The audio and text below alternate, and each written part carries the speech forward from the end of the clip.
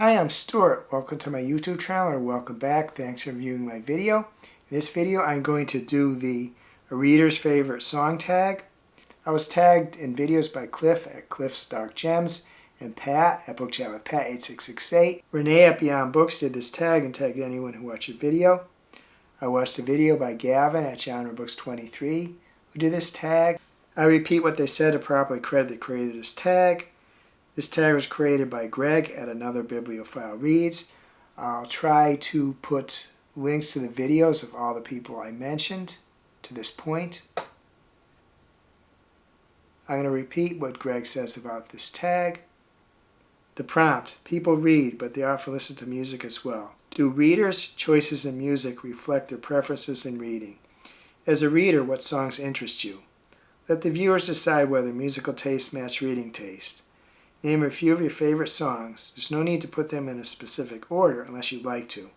There's no minimum or maximum number of songs required. People tend to resist being bound to a set number.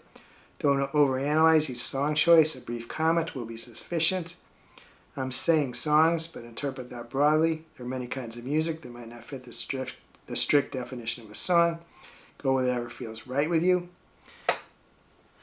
What I do fairly often now, thanks to the fact that we have streaming services, sometime for an hour or two I'll just go through and play songs, just ones that come to my mind I want to play. Streaming services make that easy. I recognize they have negatives. They don't usually compensate authors well, but from a fan's perspective it's easy to do that. Most of these songs are songs that I frequently do that. If I'm just an hour or two just scrolling around on a streaming service, most of the songs I'm going to mention here are songs I play, which means that a big part of it is the musical part of it for me, how much I like the music. A couple of these songs I did put a little more thought into, added them for reasons which I'll say when I get to them, but most of them are just those songs that, just top songs that I tend to gravitate to and play a ton. There are more than on here. I decided not to go too long and not keep thinking about it. And there are some artists that I love that are not represented here because I love lots of their songs, but there's not that one or two or whatever songs that really stand out to me. Just their whole body of work stands out. The first song is 25 or 6 to 4 by Chicago. This is one I put a little thought into. It is a great song. I first heard this song played by the marching band at high school football games back in the 70s when I was in high school. And then I actually listened to the original Chicago song. But it's a great song, but it's mainly the association I have with high school football games back in the 70s and watching them and the marching band playing this song. Chicago was never a huge favorite of mine, but I did like him. I was fortunate to see him once around 1980. The second song is Truckin' by the Grateful Dead. I like a lot of Grateful Dead songs, although I wouldn't call myself a Deadhead. I didn't quite reach that level of fandom. Just a great song, musically, the lyrics. A lot of the Grateful Dead songs, their lyrics made me think of a kind of a different life that I wouldn't necessarily lived, but it was of interest to me. The third song is Rosalita by Bruce Springsteen. There's a ton of Springsteen songs I could put on here. Perhaps the one that I consider a little bit and left off is The River, one of the all-time great lyricists. And there's great lyrics in this song. It's like a lot of his early songs. It's kind of like escaping the life he was living in New Jersey. But it's really the fact that this is just a great anthem, and I was fortunate to see this performed live on several occasions. The fourth song is Piano Man by Billy Joel, another great lyricist. I thought a little bit maybe of Scenes from an Italian Restaurant. That'd be another good choice for this, others too, but this song especially, I just can always picture this song. Bunch of people sitting in a bar and none of them really want to be there. They're lonely or they want better things, but that's just where they are and they're passing some time in their lives maybe not going the way they wanted them to go, and I just can really feel this song. The fifth song is Minstrel in the Gallery by Jethro Tull. Jethro Tull is a longtime favorite of mine. I started listening to them in the mid-70s. The first arena rock concert I saw was Jethro Tull in 1978. And there's a fair amount of songs I could include here. But Minstrel in the Gallery is the one that I go to when I'm doing, as I say, like just passing a couple of hours just listening to songs. It's the one I generally pick before any of the others. Great song musically. Jethro Tull had a nice meld of rock and classical English folk songs, lyrics, sometimes kind of throwbacks. The sixth song is Fox on the Run by Sweet. Sweet is a band I wouldn't call a favorite of mine. There's only 3 or 4 other songs I played, but I play those songs a lot. And probably could be this or Ballroom Blitz. I chose this. It's just a great song musically. Very catchy. The 7th song is Lonely Child by Styx. Styx was another early favorite of mine in the 70s. I was fortunate to see them a bunch of times. Lonely Child is from their album Equinox, which was actually an album released before they really broke big. They broke big a few years later with the Grand Illusion album and the single Come Sail Away. But Equinox is a great album. Typically I play the first 4 songs on it. So I picked one of those songs, and that's Lonely Child. It could have easily been one of the other songs. Last song on the album is great too, Sweet Madam Blue. Actually, every song on the album is great, but some of them I like better than others. The 8th song is Modern Times by Al Stewart. Al Stewart had a brief moment of big fame in the mid to late 70s. His Year of the Cat album was a huge hit. The album following, Time Passages, was a hit too. Modern Times came out a little earlier. I didn't get it back then. I got it in more recent years. And the title track is one I love. Stewart's a great lyricist. He tends to write about things in the past. And Modern Times is a song about somebody who was idealistic and kind of went off and to the Far East, and things didn't pan out, and he just doesn't want to talk about it now. It's a great. I just love the lyrics. Don't know why I should love something about somebody whose life didn't pan out, but I love Al Stewart's lyrics, and the song too. Musically is great. Long song. I think it's around 8 minutes.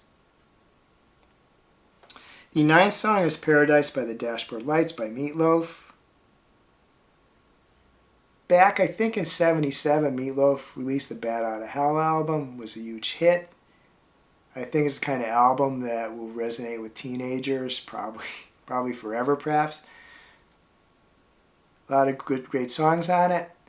Paradise by the Dashboard Lights is just musically a great song, and there's a back and forth between Meatloaf and I believe the woman was Ellen Foley who did it with him. It's just a back and forth. There's a little baseball interlude in it too. It's just a great song. Several parts to it. The song will always get me going. The 10th song is Kids in America by Kim Wilde. I remember when I first heard of Kim Wilde, it was, I believe, 1981 in the Riverdale Mall in Springfield, long since gone, I believe, but I used to visit relatives in Chicopee, and we'd walk with my uncle to the mall, and just saw it in a Caldor, and I just liked the look of the singer, Kim Wilde, so I bought the album, and I turned out loving it, and especially this song, Kids in America. Another very catchy song. More recently, it was covered by the Jonas Brothers. They changed some of the lyrics, but great song. The 11th song is Let's Get Crazy by Prince from his Purple Rain album. There's several songs I could choose from that one. When Doves Cry is another one that I was tempted to include. But Let's Get Crazy is just the musical intro that it's just a great song. He released the movie Purple Rain at the time, so there was a lot of great videos going along with it. Prince was another person I was fortunate to see several times, including the Purple Rain tour. Huge back then.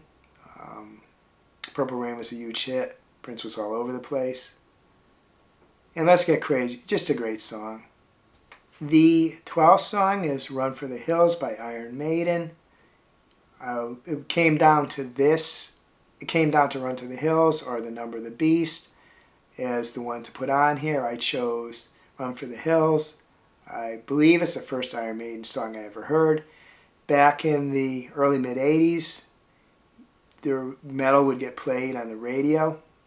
And I picked up the Peace of Mind album, which was the album after that, but became a huge fan of Iron Maiden. First metal concert I ever saw in 1984.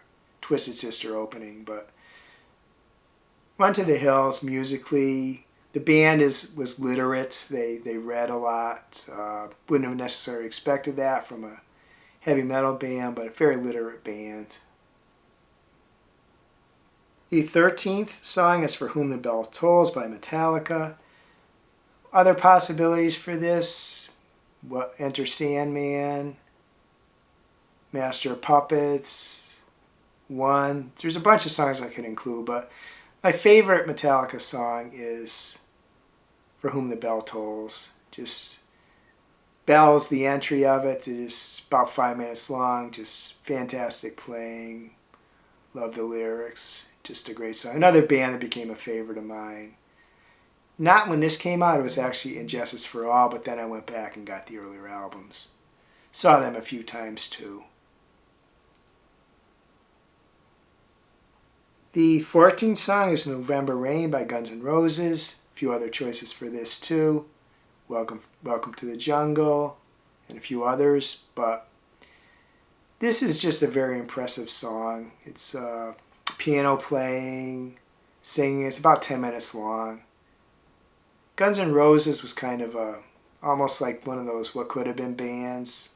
Axl Rose, the lead singer, is difficult to get along with, but this is like a transcendent song. This is I consider this like a song of genius.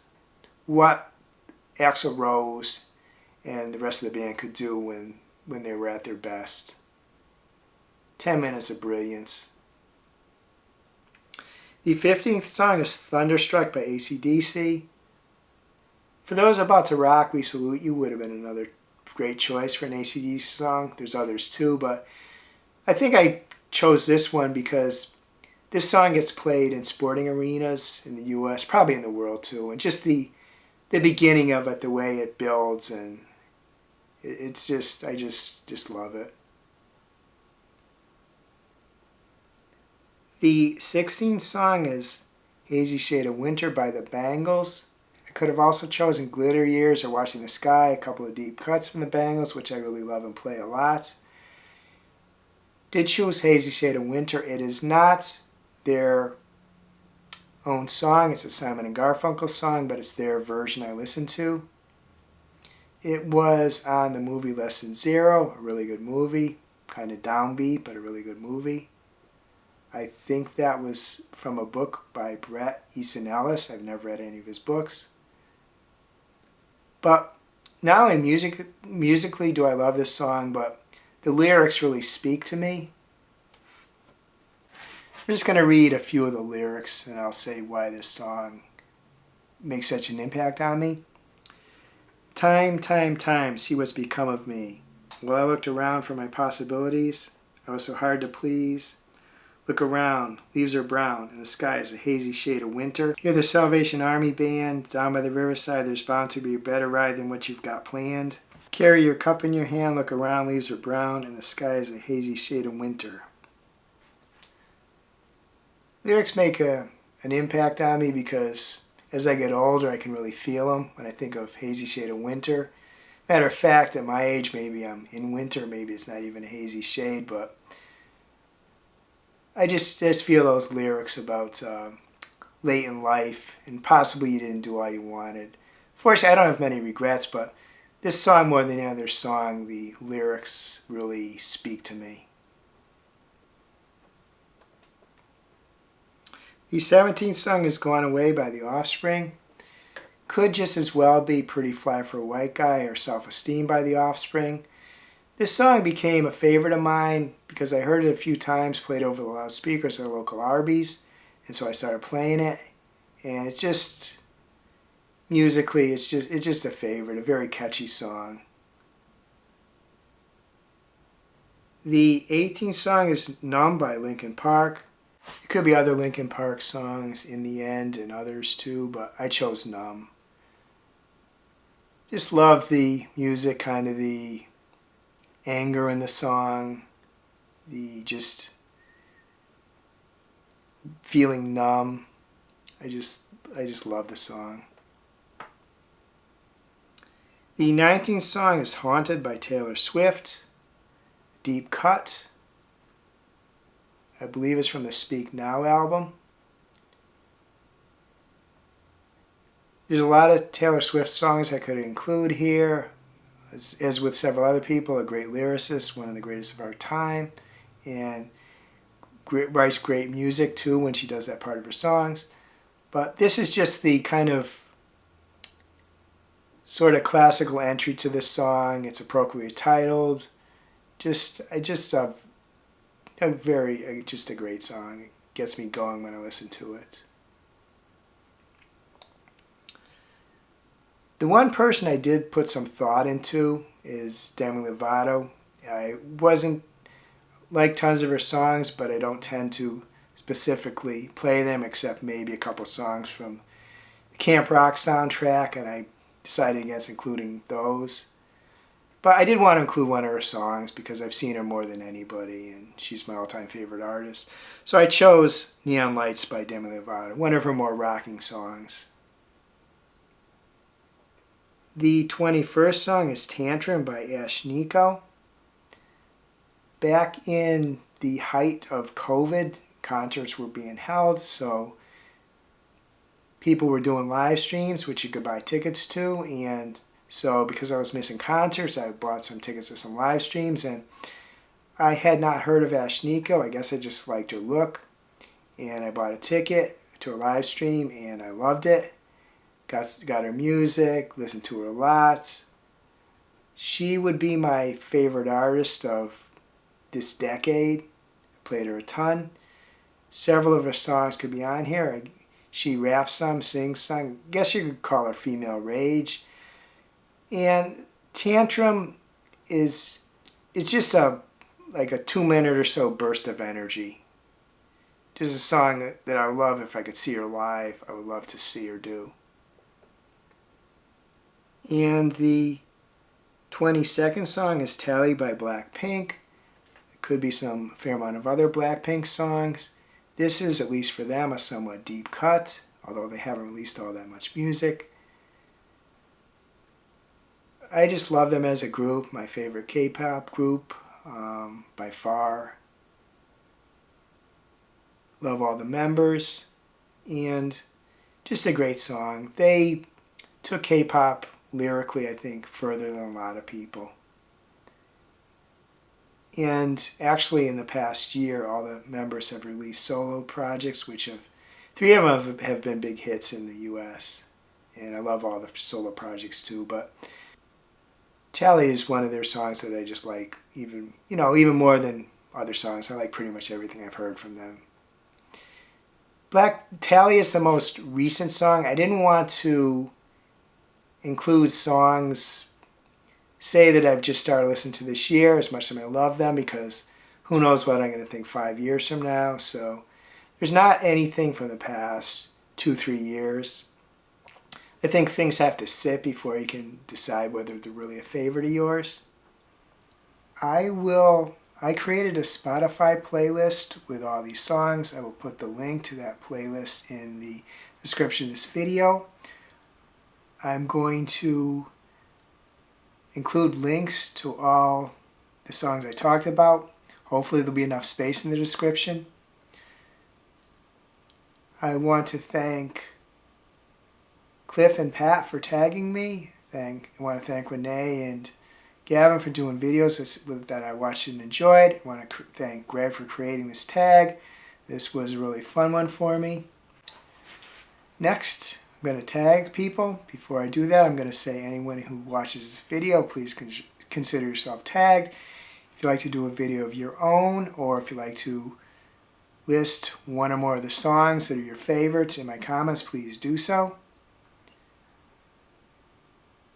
But I am going to tag a bunch of people. I'm not going to say it here. I will list the people in the description of the video. If you don't have anything else you'd like to comment and you got this far in the video, please add a guitar or microphone emoji as a comment. I hope you're having a wonderful reading week and music listening week also. And I hope you're having a wonderful week in general. If you enjoyed this video, please give it a like, please subscribe, please hit the bell to get notified when I upload future videos.